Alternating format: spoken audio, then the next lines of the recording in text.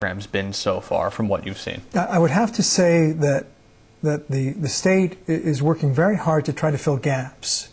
Most of the aid thus far has been private sector flood insurance, FEMA direct aid, so federal funds have really been the mainstay to date.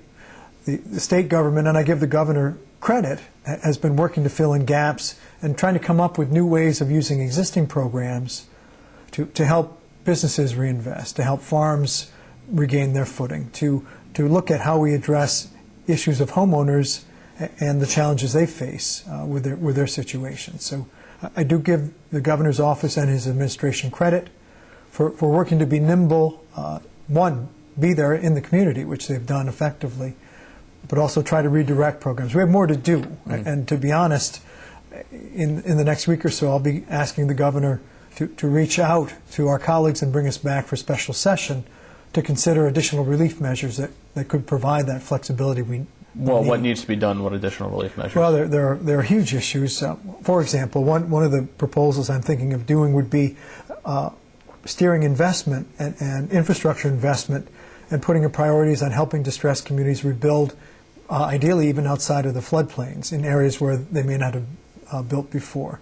Looking at redirecting money from the Regional Economic Development Councils, which the governor and lieutenant governor have been advancing through the summer and fall. Your Republican leader in the Assembly has actually called for that as well. He has, and Mr. Kolb has put a number value on that amount that he's requesting.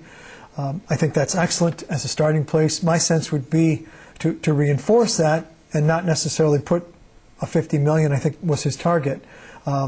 Maybe use that as a benchmark to assess need, but redirect priority. And the premise there is, if our goal is to keep the state healthy, think about all the businesses and other economic enterprises that have been damaged.